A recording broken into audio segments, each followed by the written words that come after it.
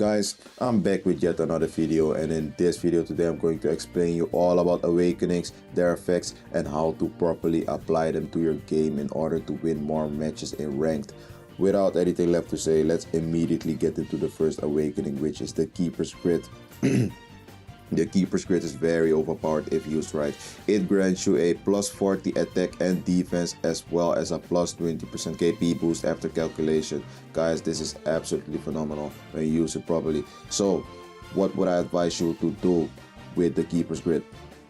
Equip it on every single keeper you have. This is a life-changing technique, guys. It will always come in handy. You will most likely be able to catch a ball you wouldn't be able to catch before using the Keeper's Grit, but there is an exception. In my opinion, if you are rocking KP counter passives as well as a fabled goalkeeper, the Keeper's Grit isn't really needed.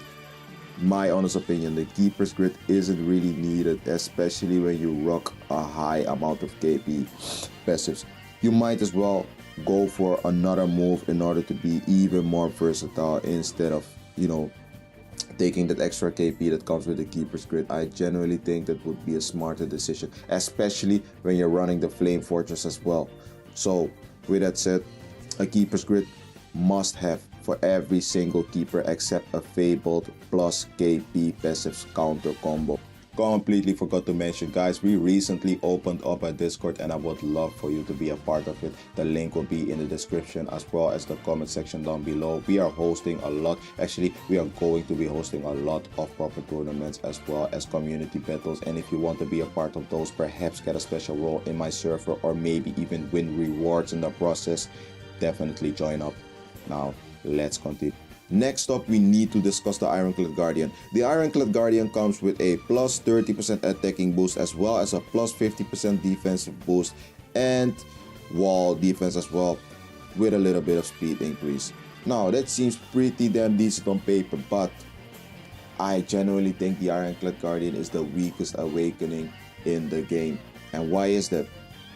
Because most of the time you won't be able to use it the way it's supposed to be used. Let's be honest, the only time you actually get to use the Ironclad Guardian is when activating it in a focus battle.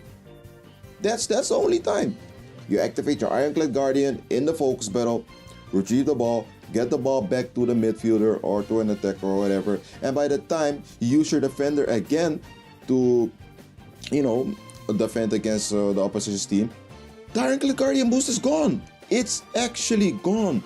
So in my opinion, I would rather go with an instant burst, which grants you immeasurable speed, retrieve the ball, actually look for space, and then get the ball away safely. It's definitely a more viable option in defense, a more reliable option in defense than the Ironclad Guardian. Granted, when you use the Ironclad Guardian at the right moment, for instance when a ball comes in with a castle wall and everything, and you first activate the Ironclad Guardian and then go with a move as well in order to block the shot fully, great, but it just doesn't happen often enough. So that's why I would not advise you to go with the Ironclad Guardian. Just go with the instant burst instead and make the best out of your defense. Now let's immediately discuss the instant burst. The instant burst is actually among the more powerful awakenings, to be honest. A plus 30% in both attack and defense, as well as an increase of 20% in focus attack and defense, a special move cooldown of over 50%, as well as a huge increase in movement speed. Guys, if used correctly, this is absolutely game changing, and let me explain to you how and why. First of all, do not use the instant burst in a center mid position or in a striker position. Use it at the left wing, right wing, LCM, RCM, or defending positions. Why? You will be able to create a lot of space really quickly. I'll tell you, really quickly. That's not an exaggeration.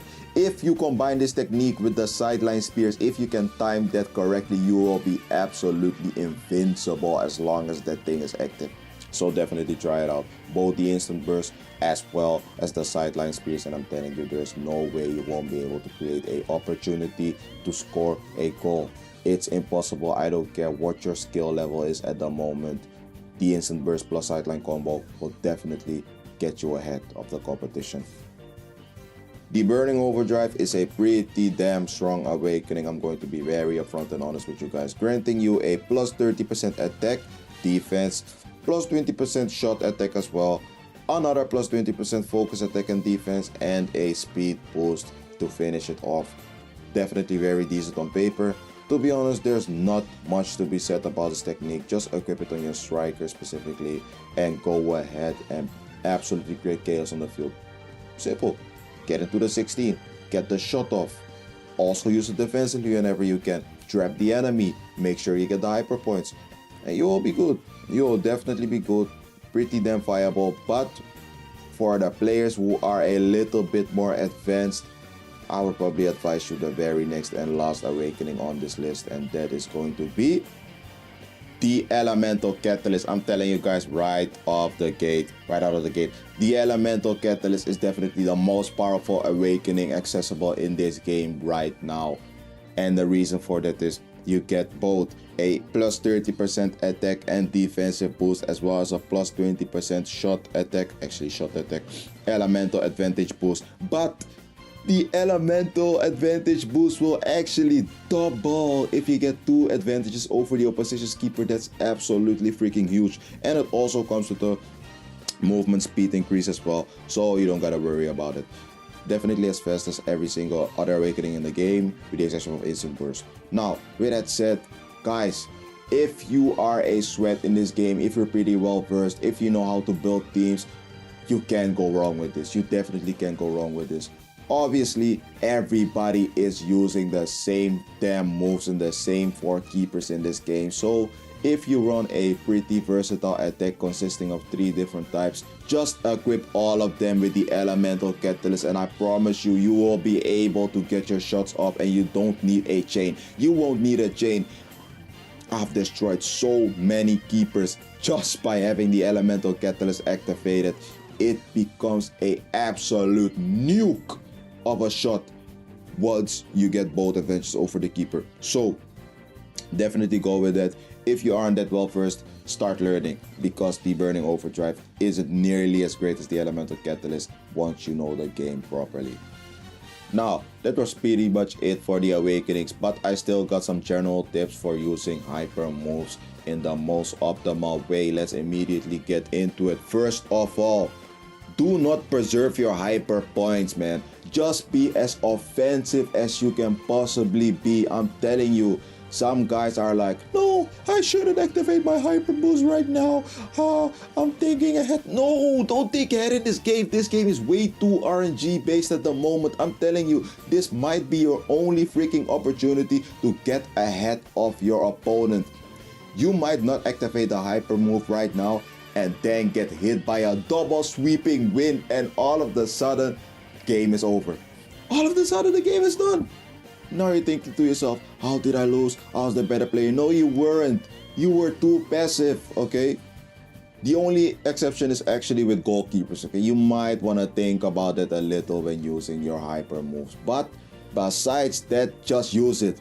You're gonna get your hyper points back anyways. It doesn't matter. But if your hyper bar is full, you won't get anything for it. You're not activating your hyper move, and you're not gaining any hyper power. What are you doing? Now, next up, always equip your hyper moves in the very first slot of your moveset. Guys, I can't stress this enough. You won't be able to apply proper pressure if you don't do this, man.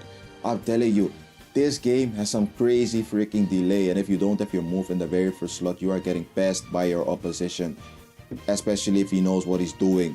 Guys, imagine the game starts, you're rocking Arian. He has the Tornado Tunnel as well as a long shot, maybe the Emperor Penguin 7. He activates his Tornado Tunnel, gets the shot off. Now you already have your hyper move. You didn't score the goal, but Mark proceeds to auto pass it to the midfield, and there you are with your Arian once more, or whichever midfielder that has an awakening. You activate the focus field, the ball's yours again. Why? Because the hyper move is going to be in the first slot and you will be able to activate it immediately. That's what I'm talking about with constant pressure. Use your moves early. Use the hyper moves early. That's the only way you're actually going to dominate. There's no such thing as being defensive in this game, as being passive in this game. I already told you earlier, RNG is going through the roof with this game right now. Maybe it will change post-patch, but for now, definitely follow this advice and be as offensive as possible. Now guys, with that said, hopefully you enjoyed the video and you got something informational out of it as well. This video was morely catered towards the newer players of the game who don't really know how things work exactly, but of course veterans also find this very handy at times. Now with that said, if there's anything you want me to cover, please let me know in the comment section down below, and while you're at it, drop a like as well. With that said, I'm out.